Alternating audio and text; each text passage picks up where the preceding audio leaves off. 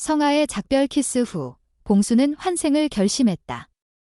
심지어 저승사자까지 와서 영화를 데려갔다. 저는 여화가 동천 장군의 죽음 이후 정신을 차릴 줄 알았습니다. 하지만 그녀의 복수심은 오히려 걷잡을 수 없는 방향으로 치닫기 시작했습니다. 여화는 섬뜩한 말을 내뱉습니다. 악신을 죽이려면 천지선녀가 죽어야 해. 그리고 날카로운 칼을 집어듭니다. 그녀의 목표는 명확합니다. 바로 성아입니다. 그와 동시에 성아와 봉수는 어딘가에서 돌을 하나씩 쌓으며 간절히 기도를 드리고 있습니다. 이때 성아가 봉수에게 말합니다. 내게 소원이 있어. 이어지는 장면에서 봉수는 눈을 감고 있고 성아는 그의 두 눈을 손으로 가린 채 약속합니다. 졸업식 전까지 꼭 돌아올게. 이 마치 슬픈 결심을 내린 듯한 그녀의 목소리였습니다. 이후 새하얀 무당 복장을 단정히 차려입은 성아가 깊은 산속에서 촛불을 켜고 의식을 치르는 모습이 나옵니다. 하지만 이 산은 견우의 영혼이 갇혀 있는 곳입니다. 즉, 성아는 추론 의식을 통해 무정의 세계로 들어간 것입니다. 우리 모두 알고 있듯이 사람이 죽으면 영혼은 삼도천을 건너 망자의 기억을 지우는 망고탕을 마시고 새 삶으로 환생합니다. 하지만 억울함과 원한을 품은 영혼들은 환생하지 못하고 초월하지 못한 망령으로 변합니다. 법사들의 임무는 인내심과 법력을 통해 이러한 영혼들을 달래고 그들의 소원을 들어줌으로써 천도를 돕는 것입니다. 하지만 특별한 경우 법사들은 망령의 죽음 이전 과거를 알아내기 위해 추론하여 무정의 세계로 들어갑니다. 추론은 법사들에게 매우 위험한 일입니다. 특별한 의식이 필요하며 다른 법사가 의식 내내 곁에서 지켜봐야 합니다. 이는 추론하는 법사의 영혼이 무정의 세계에서 길을 잃지 않도록 하고 양간에 남은 육신이 떠도는 영혼들에게 빙의 되지 않도록 보호하기 위함입니다. 무정의 세계는 삶과 죽음의 경계에 놓인 영혼들이 머무는 곳입니다. 이는 실제로 일부 사람들이 겪는 이른바 김사체험과 유사합니다.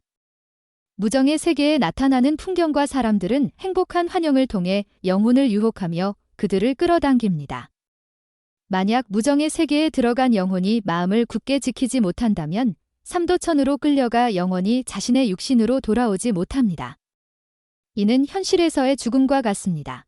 그러나 성화는 동천 장군이 살아있고 견우가 두 팔을 벌려 그녀를 맞이하는 행복한 가족의 환영에 빠져들었습니다.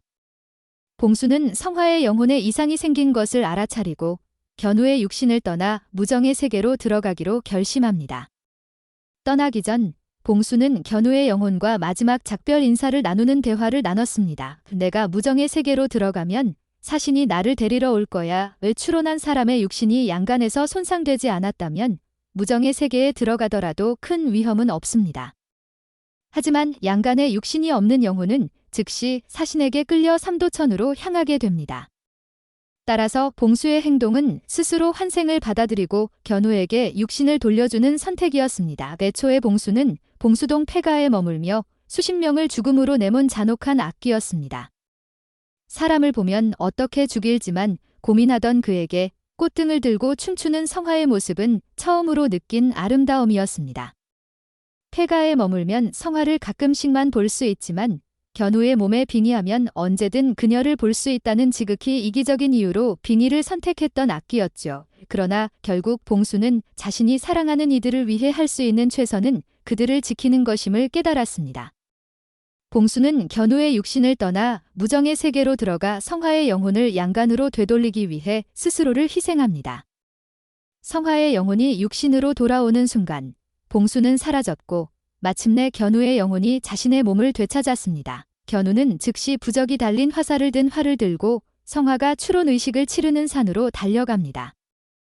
여화는 성화가 의식을 치르는 장소를 알아내고 칼을 들고 그녀를 죽이려 찾아옵니다.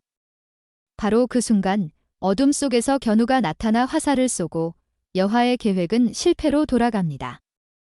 도망치던 성화는 자신을 부르는 목소리에 뒤를 돌아봅니다. 빨리 가. 성화야. 자신의 이름을 또렷이 불러주는 그 목소리가 무당이 아닌 진짜 견우임을 깨달은 성화는 눈물을 흘립니다. 하지만 성화와 봉수는 아직 진정한 위험에서 벗어나지 못했습니다.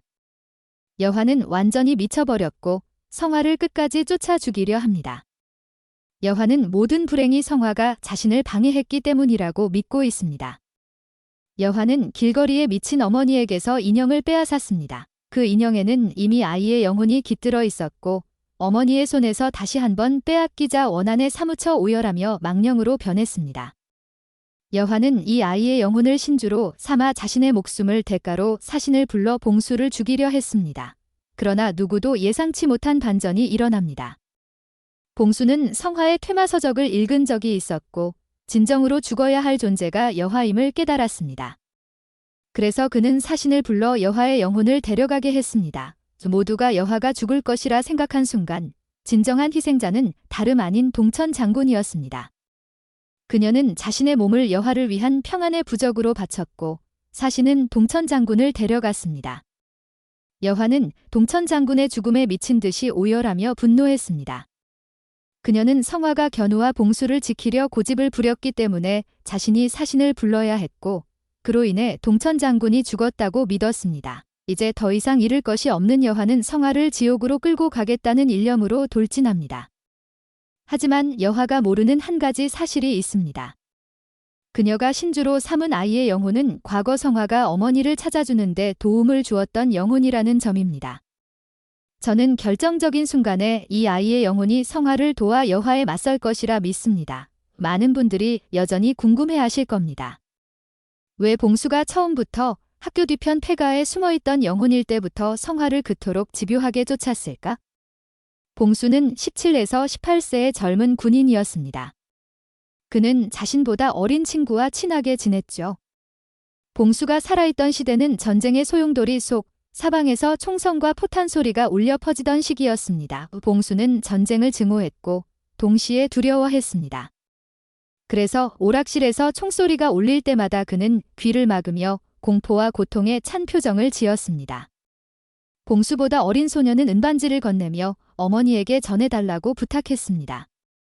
전쟁에 나가면 살아남을 가능성이 거의 없다는 걸 그 어린 소년도 알고 있었기 때문이죠. 전쟁터에서는 군사 훈련을 받은 병사들조차 온전히 돌아오기 힘들었습니다. 하물며 14세에 불과한 어깨가 휘어질 정도로 무거운 총을 맨 소년이야 말할 것도 없었죠. 봉수는 그 소년과 함께 살아남아 은반지를 그의 어머니에게 돌려주겠다고 약속했지만 그 약속을 지키지 못했습니다. 봉수 자신도 전쟁터에서 목숨을 잃었기 때문입니다. 하지만 그 약속 때문에 봉수는 깊은 자책과 고통에 시달리며 초월하지 못한 망혼이 되었습니다. 여기서 우리는 봉수가 살아생전 얼마나 선량하고 용감한 사람이었는지 알 수 있습니다. 봉수는 처음부터 여화처럼 악령이 되려 한 것이 아니었습니다. 그가 악령이 된 이유는 새로운 육신에 들어가야만 문틈으로 보았던 아름다운 소녀, 성화에게 다가갈 수 있었기 때문입니다. 사실 봉수는 살아생전 미래라는 이름의 소녀와 꿈처럼 아름다운 사랑을 나눴습니다. 미래는 성화와 똑같이 생긴 얼굴을 가진 봉수가 주둔했던 병영에서 간호사로 일하던 소녀이었습니다. 봉수는 부상당할 때마다 따뜻하게 보살펴주는 미래의 모습에 감동했고 미래는 봉수가 가져다준 꽃다발에 환히 웃으며 기뻐했습니다. 두 사람은 곧 연인이 되었습니다. 하지만 전쟁은 그들의 삶을 앗아갔습니다. 봉수가 성화를 처음 보았을 때 그는 즉시 그녀가 자신이 밤낮으로 그리워했던 미래임을 알아챘습니다. 아마도 성화는 미래의 환생일 것입니다. 이것이 바로 봉수가 성화의 남자친구가 되고자 했던 이유입니다. 전생에서 미완으로 끝난 인연을 이번 생에서 이어가고 싶었던 것이죠. 시청해주셔서 진심으로 감사합니다. 여러분의 관심과 응원이 저에게 큰 힘이 됩니다. 만약 이 이야기가 재미있었다면 좋아요와 구독을 눌러주세요. 여러분의 작은 클릭 하나가 더 많은 흥미진진한 콘텐츠를 만드는 데 큰 도움이 됩니다. 앞으로도 더욱 긴장감 넘치는 이야기로 찾아뵙겠습니다. 계속해서 많은 사랑과 관심 부탁드립니다. 감사합니다.